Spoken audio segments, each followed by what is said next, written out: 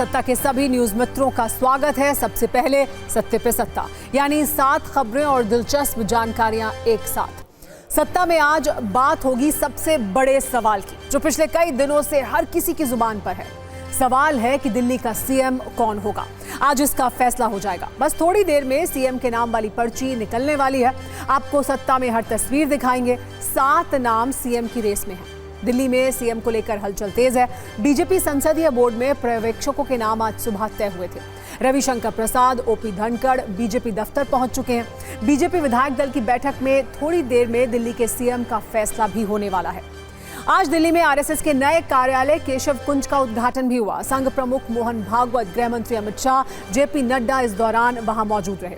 सत्ता में आपको आरएसएस के नए पावर हाउस वाली कुंजी भी दिखाएंगे। सत्ता में बात होगी पाकिस्तान की, जहां क्रिकेट की पिच के साथ साथ टेरर पिच पर भी मुकाबला हो रहा है। एक तरफ चैंपियंस ट्रॉफी का मैच कराची में खेला जा रहा है, वहीं दूसरी तरफ पाकिस्तान का खैबर पख्तूनख्वा टेरर अटैक का ग्राउंड बना हुआ है। सत्ता में इसकी भी पूरी कहानी आपको बताएंगे। आज यूपी विधानसभा में महाकुंभ पर शायरी वाले शोले देखने को मिले। एक तरफ सीएम योगी ने पूछा कि क्या भव्यता के साथ सनातन का अपराध है, वहीं दूसरी तरफ अखिलेश यादव ममता बनर्जी के मृत्यु कुंभ वाले बयान का समर्थन करते हुए दिखे और पूछा कि इंतजाम की जिम्मेदारी किसकी थी। देश के 57% युवा नौकरी के काबिल नहीं है। देश के युवाओं में स्किल संकट वाली ये रिपोर्ट चौंकाने वाली है। इसकी पूरी कहानी भी हम आपको आज बताने वाले हैं। सोना आज अपने ऑल टाइम हाई पर पहुंच गया है। India Boolean and jewellers association के अनुसार 10 ग्राम 24 कैरेट सोने का दाम 1043 रुपए से बढ़कर 86,733 रुपए हो गया है। 2025 में सोना 10,571 रुपए महंगा हो गया है। परवेश वर्मा दिल्ली बीजेपी के दफ्तर पहुंच चुके हैं, क्योंकि हमारी नजर इस बात पर बनी हुई है कि बीजेपी विधायक दल की बैठक शुरू हो रही है और एक एक कर विधायकों के पहुंचने का सिलसिला जारी है। परवेश वर्मा भी पहुंच चुके हैं। देखिए, बीजेपी विधायक दल की बैठक में परवेश वर्मा के पहुंचने की तस्वीरें आपको दिखा रहे हैं। दोनों पर्यवेक्षक पहले ही पहुंच चुके हैं। थोड़ी देर बाद बैठक शुरू होगी। विधायकों के पहुंचने का सिलसिला जारी है। हमारे साथ TV9 भारतवर्ष के पॉलिटिकल एडिटर अमोद राय जुड़े हुए हैं। अमोद, परवेश वर्मा पहुंच चुके हैं। सबसे ज्यादा उनके नाम की पहले चर्चा हो रही थी, लेकिन उसके बाद तो तमाम नाम हैं जिनकी चर्चा हो चुकी है अभी तक। महिला मुख्यमंत्री हो सकती है से लेकर बीजेपी के पुराने और कद्दावर चेहरे।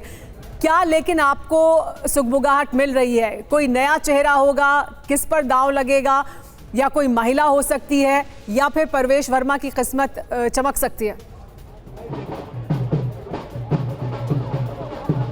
देखिए सुमेरा, सारे विधायक ऑलमोस्ट पहुंच चुके हैं। लगभग 80% विधायक पहुंच चुके हैं। जितने भी कद्दावर नेता हैं और मुख्यमंत्री पद के दावेदार हैं, वो सब यहां आ चुके हैं और सबके हृदय की जो गति है वो बढ़ी हुई है। और महिला या पुरुष, रेखा गुप्ता हो, प्रवेश वर्मा हो, या आशीष सूद हो, विजेंद्र गुप्ता हो, ये तमाम नेता जितने भी मुख्यमंत्री पद के दावेदार हैं, वो सब अब बीजेपी दफ्तर के अंदर जा चुके हैं। 7:30 बजे बताया जा रहा है कि बैठक में अनाउंसमेंट हो सकता है। 7:30 बजे का आधिकारिक समय है जब अनाउंसमेंट हो सकता है मुख्यमंत्री के नाम का। अभी भी तकरीबन 15 मिनट पहले तक जो दिल्ली के सारे सांसद हैं वो एक एक करके आ रहे हैं और अभी मनोज तिवारी नहीं दिखे हैं। अभी कुछ और सांसद जैसे बांसुरी स्वराज नहीं दिखी हैं। ये लोग अभी आने बाकी हैं। लेकिन महत्वपूर्ण बात यह है कि किसके भाग का आज लॉटरी खुलेगा, किसका भाग्य चमकेगा,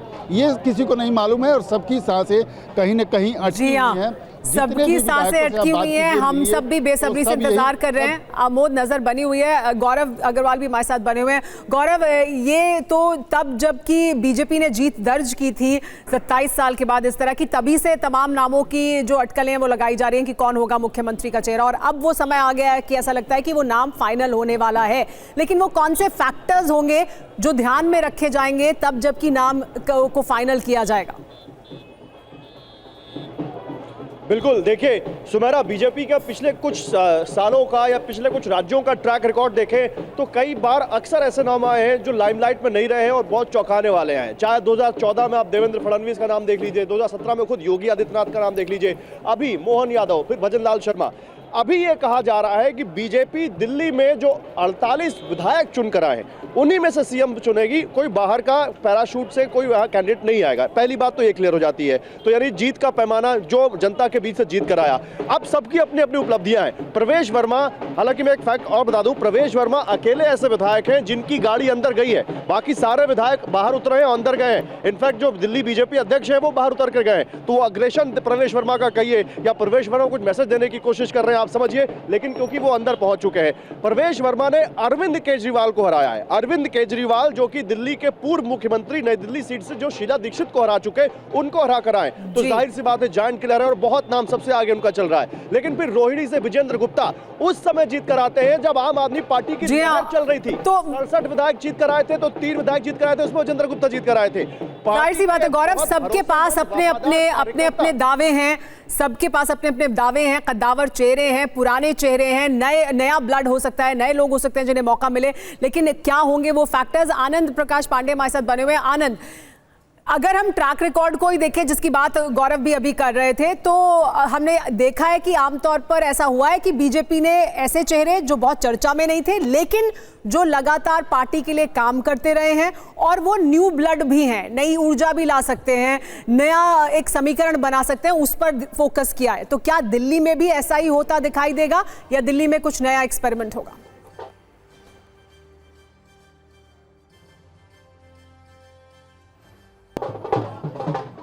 देखिए, दिल्ली में बीजेपी के पास ज्यादा एक्सपेरिमेंट करने का स्कोप नहीं है, क्योंकि आप 27 साल आप सत्ता से बाहर रहे हो। बाकी वहाँ समझ में आता है, वहाँ भी आपने ऐसे चेहरे मुख्यमंत्री बनाए जो अनुभवी हो। मगर हम राजस्थान की बात करें तो आपको वहाँ नया मुख्यमंत्री बनाया, लेकिन बीजेपी वहाँ पे सत्ता में रह चुकी, ज़्यादा गैप नहीं हुआ था। लेकिन दिल्ली में आप 27 साल सत्ता से बाहर रहे हो, ऐसे में अगर आप किसी नए को बनाते हो, तो नौसिखिया हो या पहली बार सत्ता में आया हो, बीजेपी के लिए बड़ी मुश्किल होगी। तो ऐसे में बीजेपी जो हमें जानकारी मिल रही है, किसी अनुभवी को मुख्यमंत्री बनाएगी जिसको सत्ता का भी अनुभव हो, जिसको संगठन का भी अनुभव हो और साथ ही साथ जिसको आम आदमी पार्टी का भी अनुभव। भले 22 सीटें हैं आम आदमी पार्टी की, लेकिन वो अभी कमजोर नहीं हुए। वो अलग बात है, कल को बीजेपी वहाँ से कुछ लोगों को डिजाइन करा के चुनाव करा के बीजेपी की नीति आएगी अपने टिकट लड़ा के, लेकिन शुरुआती 6 महीने बीजेपी के लिए बड़े मुश्किल होंगे।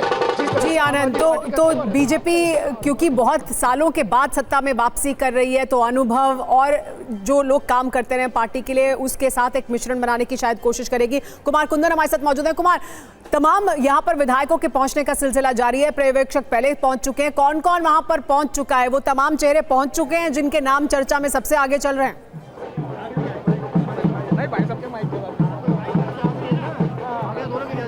निश्चित रूप से जिन लोगों के नाम सबसे आगे चल रहे हैं वो सारे के सारे पहुंच चुके हैं। अभी सबसे लेटेस्ट प्रवेश वर्मा पहुंचे हैं, विजेंद्र गुप्ता पहुंचे हैं। इसके साथ साथ अगर हम बात करें, डॉक्टर अनिल गोयल पहुंचे हैं, ओपी शर्मा पहुंचे हैं, अभय वर्मा पहुंचे हैं। तो मतलब 70 विधायकों में से अगर जो भारतीय जनता पार्टी के जितने भी 48 जीते हैं वो सारे के सारे तकरीबन पहुंच चुके हैं। कुछ सांसदों का पहुंचना रह गया है, जिसमें बांसुरी स्वराज जी और मनोज तिवारी भी पहुंच गए हैं। वो तस्वीरें हम दिखा रहे हैं कुमार कुंदन, मनोज तिवारी के पहुंचने की तस्वीरें भी हम इस वक्त दिखा रहे हैं। वो भी पहुंच गए, वो अभी तक नहीं पहुंचे थे। जी कुमार।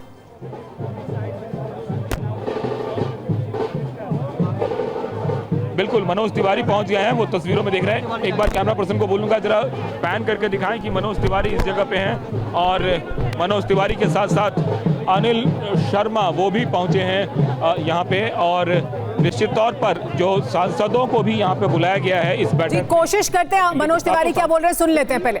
भैया बस विश्वास रखें, अच्छा होगा। क्या पूर्वांचल का चेहरा हो सकता है दिल्ली में? भैया भारत गौरव, मनोज तिवारी जिंदाबाद। चल ले तो चल ले। मनोज जी बताइए ना। हाँ। क्या पूर्वांचल का चेहरा हो सकता है? मनोज जी कुछ ही देर में अनाउंसमेंट हो जाएगी, क्या कहेंगे? तो मनोज तिवारी कहते हुए कि जो भी होगा अच्छा होगा। दिल्ली बीजेपी विधायक दल की बैठक में पहुंचने का सिलसिला सभी विधायकों का शुरू है। पर्यवेक्षक वहां पहले से मौजूद हैं, बैठक शुरू हो गई है, तमाम सांसद भी यहां पर पहुंचे हैं। मनोज तिवारी जिस वक्त पहुंचे उस वक्त की तस्वीर हम आपको दिखा रहे हैं, बस सबसे कुछ क्षण पहले यहां पर पहुंचे हैं मनोज तिवारी भी।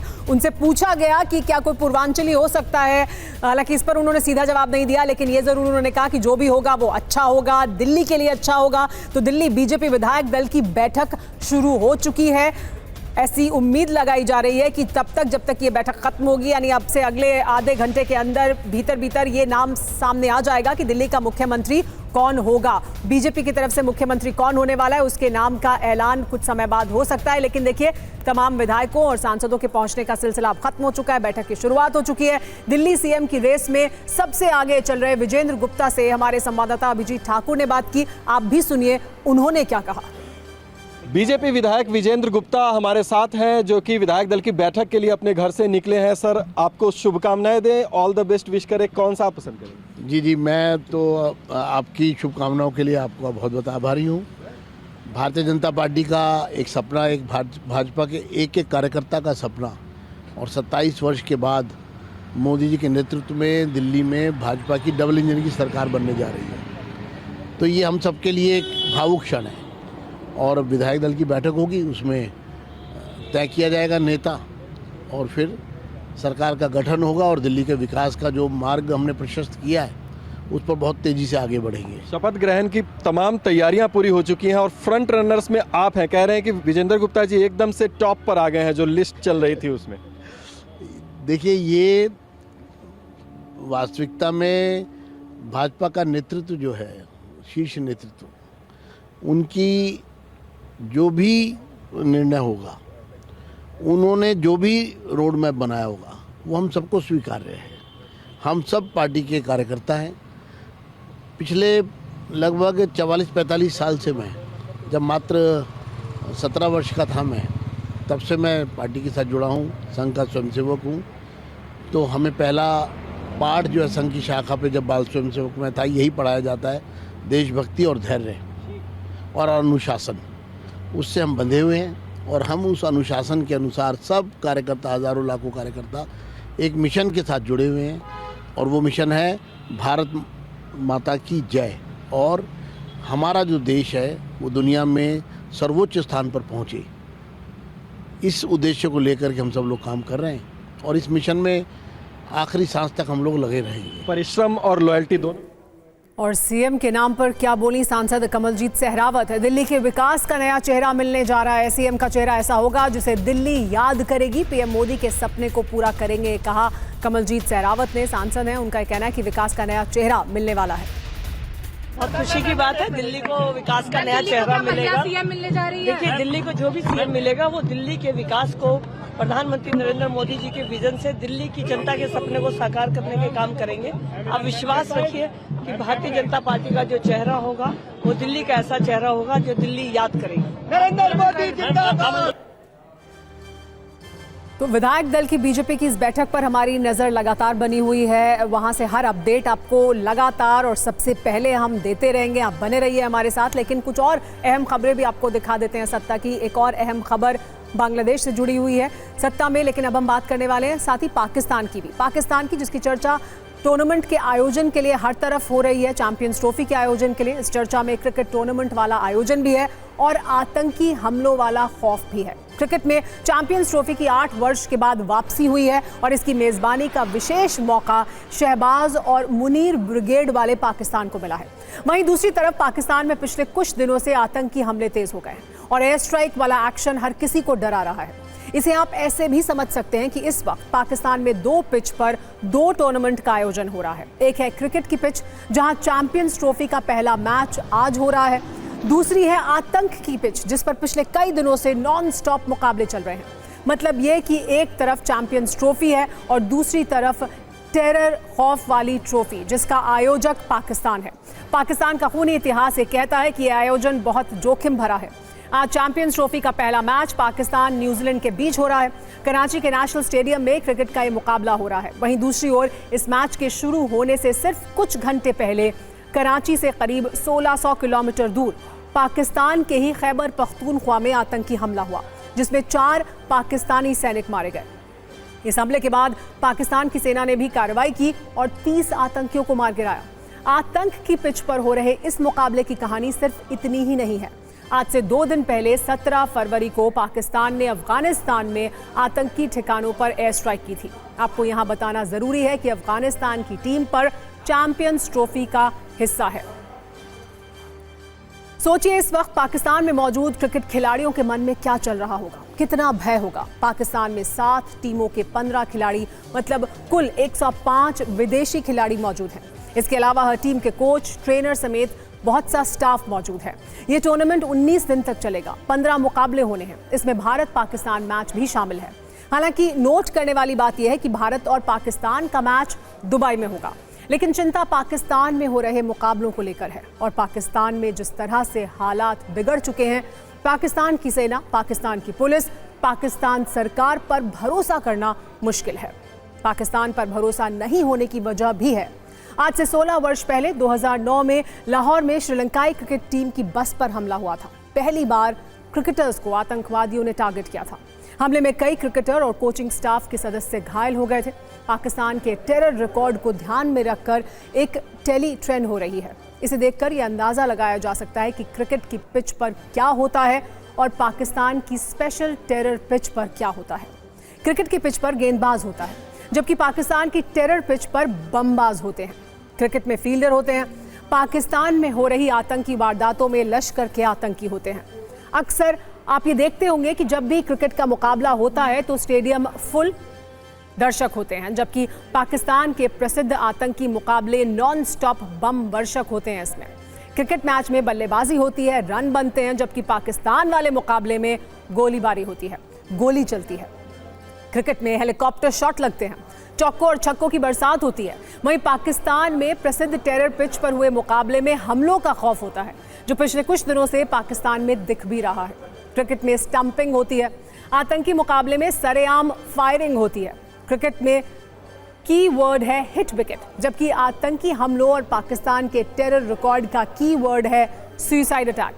क्रिकेट में विकेट गिरता है, बल्लेबाज आउट होते हैं, जबकि पाकिस्तान के स्पेशल मुकाबले में खून बहता है, लोगों की जान जाती है। क्रिकेट में गुगली गेंद फेंकी जाती है, जो बल्लेबाजों को परेशान करती है। वहीं टेरर पिच पर हुए पाकिस्तान के मुकाबले में आतंकी पाए जाते हैं, जो गली गली मौजूद होते हैं, और इन आतंकियों से परेशान पूरी दुनिया होती है।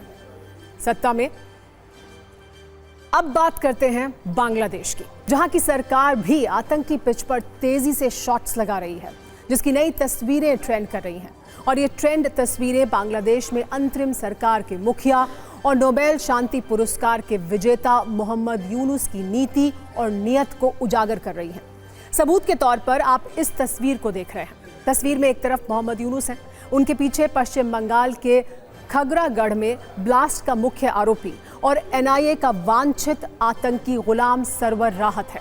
दावा है कि यह मुलाकात हाल ही में हुई है। मोहम्मद यूनुस ने आईना घर दौरे के दौरान गुलाम सरवर राहत से मुलाकात की थी। शेख हसीना के बेटे साजिब वाजेद जॉय ने ये तस्वीर सोशल मीडिया पर शेयर की है।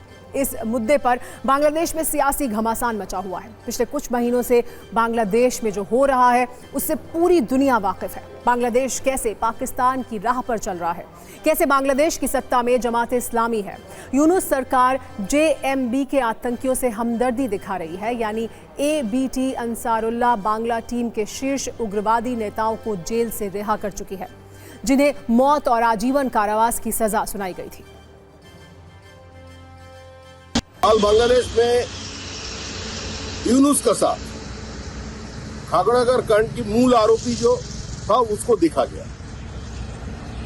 इसका मायने यही रखता है, जो लोग बांग्लादेश में आतंकवाद फैला रहे हैं, जो लोग बांग्लादेश में तालिबानाइजेशन करने का कोशिश में लगे हुए हैं, वही लोग पश्चिम बंगाल में सिर्फ एक होम बनाकर रह सकते हैं। यही हम लोगों को बहुत दिन से आरोप है इस सरकार के खिलाफ। लेफ्ट रेजिम में पश्चिम बंगाल एक सेफ कॉरिडोर था ये आतंकवादी के लिए, और आज सेफ होम बन गया। आपको बताते हैं गुलाम सरवर राहत कौन है और इसकी टेरर कुंडली क्या है। गुलाम सरवर राहत प्रतिबंधित आतंकी संगठन JMB का दूसरा सबसे बड़ा नेता है। JMB मतलब जमात मुजाहिदीन बांग्लादेश। गुलाम सरवर राहत पश्चिम बंगाल के खगरागढ़ ब्लास्ट का मास्टरमाइंड है। गुलाम सरवर की फंडिंग से JMB ने कई मॉड्यूल खोले। गुलाम सरवर राहत ने खगरागढ़, शिमूलिया और मुर्शिदाबाद में मॉड्यूल खोले। गुलाम सरवर ने कई आतंकियों को मॉड्यूल में शामिल कराया। आतंकी सलेहान, बोमा मिजान और मॉड्यूल में शामिल कराया गया। NIA ने बोमा मिजान को गिरफ्तार किया था। दूसरा आतंकी माहिर सुलेमान भी फरार है। इसके अलावा गुलाम सरवर कई आतंकी गतिविधियों में शामिल रहा है। इस जानकारी से आप ये अंदाजा लगा सकते हैं कि बांग्लादेश किस राह पर जा रहा है। यूनुस सरकार कैसे आतंकियों को रिहा कर रही है, आतंकियों को संरक्षण दे रही है। हिंदुओं पर हमले करने वालों पर एक्शन नहीं हो रहा है। मंदिर तोड़ने वालों को खुलेआम घूमने की इजाजत दी जा रही है। अब महाकुंभ पर भी बात कर लेते हैं। महाकुंभ पर हो रही राजनीति की कुंजी खोलने का समय हो गया है, जिसमें आज यूपी में फिर से एक बड़ा मौखिक मुकाबला देखने के लिए मिला। पिछले कुछ दिनों से महाकुंभ पर अलग अलग तरह की रिपोर्ट, महाकुंभ की मृत्यु कुंभ से तुलना और संगम के पानी के गंदे होने का दावा किया जा रहा था।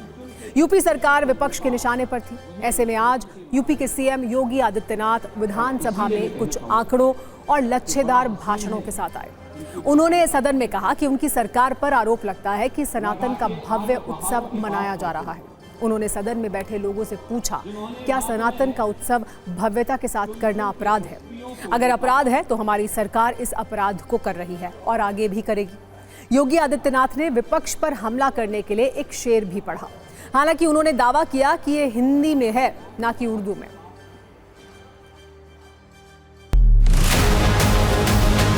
क्या सनातन धर्म का अनुयायी बनना या सनातन धर्म के किसी आयोजन को भव्यता के साथ करना क्या कोई अपराध है? उस आयोजन को उन सीमाओं के साथ, उस आस्था को सम्मान देकर के आगे बढ़ाना क्या कोई अपराध है? और अगर अपराध है तो हमारी सरकार इस अपराध को कर रही है और आगे बढ़ रही है। उत्तर प्रदेश को, महाकुंभ को, सनातन धर्म को बदनाम करने के लिए, देश को बदनाम करने के लिए जो साजिशें रचने वाले तत्व हैं, वे लगातार इस प्रकार का दुष्प्रचार करते हैं। मैंने कहा ना, जो काहिरा में अग्निकांड की घटना को प्रयागराज के साथ जोड़ना, नेपाल की घटना को, झारखंड की घटना को, या वेस्ट बंगाल की घटना को, या देश के अंदर की किसी बड़ी दुर्घटना को प्रयागराज के साथ जोड़ना, इस प्रकार के लगातार वीडियो सोशल मीडिया हैंडल के माध्यम से, डिजिटल मीडिया के प्लेटफॉर्म पर भी आप देख सकते हैं। तो संक्रमित व्यक्ति का उपचार हो सकता है, संक्रमित सोच का उपचार नहीं हो सकता, उसका कोई उपचार नहीं है, वो अपने आप ही टूटता रहेगा। और इसलिए इस महान आयोजन को करने का अवसर हमारी सरकार को प्राप्त हो। बड़ा हसीन है इनकी जवान का जादू, लगा के आग बहारों की बात करते हैं। जिन्होंने रात में चुन चुन के बस्तियों को लूटा, वही नसीबों के मारों की बात करते हैं। महोदय, ये उर्दू नहीं है, ये सब हिंदी।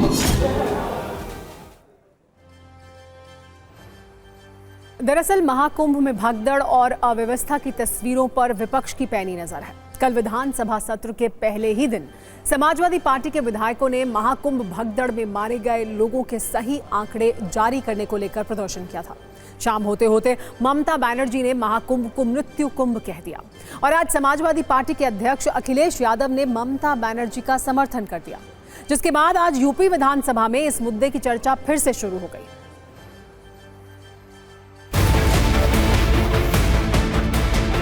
মহাকুম্ভ আমি নাইবা বললাম, ওটা এখন মৃত্যু কুম্ভ হয়ে গেল, মৃত্যু কূপের মতো। আমি মহাকুম্ভকে সম্মান করি, আমি শ্রদ্ধা জানাই, পবিত্র গঙ্গা মাকে আমি সম্মান করি, কিন্তু প্ল্যানিং না করে এত হাইপ তুলে। इंतजाम अच्छे नहीं थे, लोगों के साथ खिलवाड़ हुई, उनकी भावना के साथ खिलवाड़ हुई, उनके इमोशन का फायदा भारतीय जनता पार्टी उठा रही है। जो ममता बनर्जी जी ने कहा वो ठीक कहा है कि लोगों की जान गई है और जान इतनी गई है कि सरकार नहीं बता पा रही है। अभी तक की सबसे ज़्यादा लोग खोए इसी कुंभ में हैं, जान गई इसी कुंभ में, लोग बीमार हुए इसी कुंभ में, लोगों को सड़कों पर रातों रात सोना पड़ा इसी कुंभ में। इसका सवाल का जवाब क्या है भारतीय जनता पार्टी का? महान कार्य को 3 अवस्थाओं से गुजरना पड़ता है, याद रखना। उपहास से, विरोध से और अंततः स्वीकृति से। और स्वीकृति का इससे बड़ा प्रमाण क्या हो सकता है कि समाजवादी पार्टी के राष्ट्रीय अध्यक्ष भी जो शुरू से विरोध कर रहे थे, अंततः चुपचाप जाकर के डुबकी लगाई। योगी बाबा की सरकार ने, इनकी व्यवस्था ने महाकुंभ को कलंकित किया है। ये कलंक हमेशा हमेशा इनके ऊपर रहेगा, जिसका जवाब ये नहीं दे पाएंगे। समाजवादी पार्टी हो या ममता बनर्जी हो, सभी लोग पूरी तरह से सनातन धर्म के विरोध पर उतर आए हैं। इनको जनता से माफी मांगनी चाहिए। महाकुंभ में जो मौतें हुई हैं वो भी सनातनी थे, वो भी बड़ी आस्था के साथ योगी जी के ऊपर भरोसा करके वहां पहुंचे थे, लेकिन वो भगदड़ में पिस के मर गए और उनके आंकड़े छिपाए जा रहे हैं।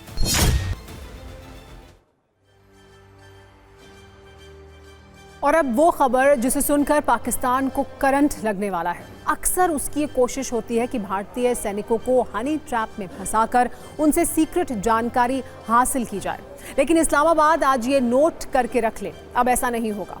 अब पाकिस्तान हनी ट्रैप वाली चाल नहीं चल पाएगा, क्योंकि भारतीय सेना के पास अब एम शील्ड 2.0 ऐप है। जवानों को हनी ट्रैप से बचाने के लिए सेना ने एक ऐसा सॉफ्टवेयर एप्लीकेशन तैयार किया है जिससे दुश्मन की साजिश कभी कामयाब नहीं होगी। यह ऐसा कवच है जो सैनिकों को साइबर षड्यंत्र से किसी किले जैसी सुरक्षा देगा। इस ऐप का नाम है एम शील्ड 2.0। सेना ने यह सॉफ्टवेयर इसलिए बनाया ताकि जवानों की ओर से अनजाने में भी कोई जानकारी लीक ना हो जाए। ये एक तरह से सैनिकों के मोबाइल में ट्रैकर की तरह काम करेगा। अगर फोन में कोई भी संदिग्ध हरकत हुई तो तुरंत यूनिट के कमांडर को अलर्ट भेज देगा। अब सवाल यह है कि ये कैसे काम करता है।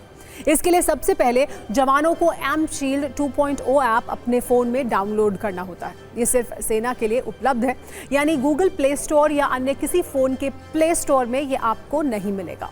जवान अपने फ़ोन में जैसे ही इसे डाउनलोड करता है, उसके फ़ोन में पहले से मौजूद दूसरे ऐप की जानकारी पता चल जाती है।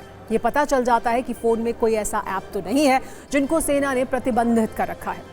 सुरक्षा के लिहाज से सेना में 300 ऐप बैन किए गए हैं। अगर ऐसा कोई भी ऐप मोबाइल में होगा या फिर आगे कभी भी कोई जवान उसे डाउनलोड करेगा तो इसकी जानकारी कमांडिंग ऑफिसर को मिल जाएगी। इसके अलावा अगर संदिग्ध या अननोन कॉल आती है तो उसका भी पता चल जाएगा और सेना अलर्ट हो जाएगी। तुरंत एक्शन लिया जाएगा और ये देखा जाएगा कि ये कॉल कहां से आई या फिर किस तरह की बातचीत करने की कोशिश की गई। सेना ने यह भी साफ किया कि एम शील्ड 2.0 के जरिए कोई निजी जानकारी हासिल नहीं की जाती, बस संदिग्ध गतिविधियों पर नजर रखी जाती है ताकि दूर दराज में तैनात जवानों से कोई गलती ना हो जाए या फिर वो हनी ट्रैप में ना फंस जाएं। हनी ट्रैप में किसी सुंदर महिला के जरिए सेना के जवान या ऑफिसर को टारगेट किया जाता है। पहले सोशल मीडिया पर उनकी पोस्ट को पसंद किया जाता है, फिर थोड़ी बातचीत होती है और धीरे धीरे खुफिया सूचनाएं और हथियारों की जानकारी मांगी जाती है। फिर पाकिस्तान की बदनाम खुफिया एजेंसी ISI हनी ट्रैप में फंसे सैनिक को रक्षा रहस्यों को उजागर करने के लिए ब्लैकमेल करने की कोशिश करती है। हनी ट्रैप युद्ध से जुड़े षड्यंत्र का बहुत पुराना साधन है। जासूसी के इतिहास में अब तक की सबसे मशहूर हनी ट्रैप जासूस माता हारी को बताया जाता है, जो प्रथम विश्व युद्ध के बाद बहुत लोकप्रिय हुई थी। द नीदरलैंड्स की मार्गरेट मैक्लियोड आकर्षक डांस की कला में माहिर थी, जिन्हें बाद में फ्रांस के फायरिंग स्क्वाड ने गोली मार दी थी। कहा जाता है कि माता हारी जर्मन सेनाओं के लिए जासूसी करती थी और फ्रेंच ब्रिटिश ऑफिसर्स के करीब आकर जानकारी जुटा लिया करती थी। चाणक्य के ग्रंथ अर्थशास्त्र में 9वें अधिकरण में मंत्र युद्ध का जिक्र है। मंत्र युद्ध का मतलब है बिना शस्त्र के प्रयोग किए शत्रु को हराना। मंत्र युद्ध में विष कन्याओं को शत्रु पक्ष में भेजा जाता था। वहां सेनापति और दूसरे अधिकारियों से सारे राज हासिल करके विष कन्याएं उन्हें अपने विष से मार देती थी। कई बार शत्रु राजा या राजकुमारों को भी विष कन्याओं के जरिए मरवा दिया जाता था। इस तरह विष कन्याएं राष्ट्र हित के लिए काम करती थी। ये भी एक तरह का हनी ट्रैप था। यानी हनी ट्रैप का ये खेल बहुत पुराना है और इसके निशाने पर सेना के ऑफिसर या जवान आ जाते हैं। फरवरी 2024 में राजस्थान में आर्मी कैंटीन में काम करने वाले एक कर्मचारी को गिरफ्तार किया गया। उस पर पाकिस्तानी एजेंट को सूचनाएं देने का आरोप है। 2023 में पुणे में DRDO के एक वैज्ञानिक को ऐसे ही एक मामले में गिरफ्तार किया गया था। जुलाई 2022 में भी हनी ट्रैप में फंसा जवान पाकिस्तान को सेना से जुड़ी जानकारी देने के आरोप में पकड़ा गया। लेकिन अब सेना ने हनी ट्रैप और पाकिस्तानी साजिश का तोड़ निकाल लिया है। सेना के मुताबिक इस ऐप का इस्तेमाल शुरू होने के बाद हनी ट्रैप का कोई मामला अब तक सामने नहीं आया है। फिलहाल इसे सेना की रोमियो फोर्स इस्तेमाल कर रही है। आने वाले वक्त में इसका विस्तार करने की भी तैयारी है।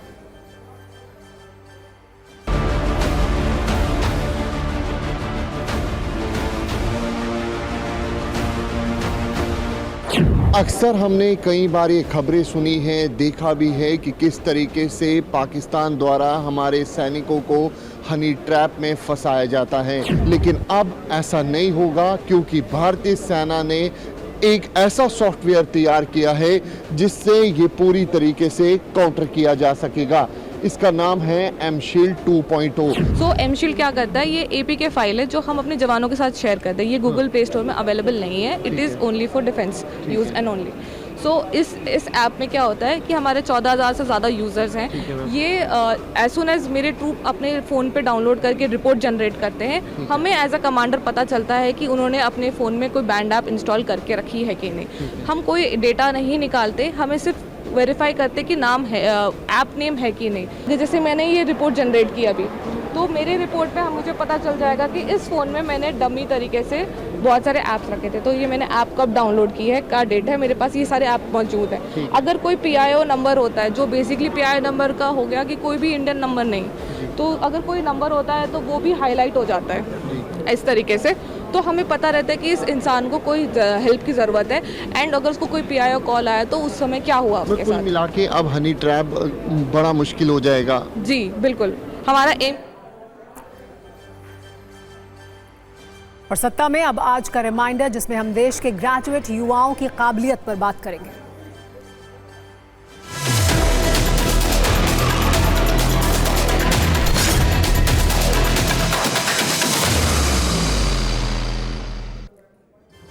किसी देश के युवा और उनकी काबिलियत एक पावर हाउस की तरह होती है। युवाओं की काबिलियत और ऊर्जा से ही किसी देश का भविष्य चमकता है। अगर किसी भी कारण से ये युवाओं की काबिलियत कम हो जाए तो देश के विकास की संभावनाओं में पावर कट आ जाता है। देश का भविष्य एक तरह से अंधेरे में जा सकता है।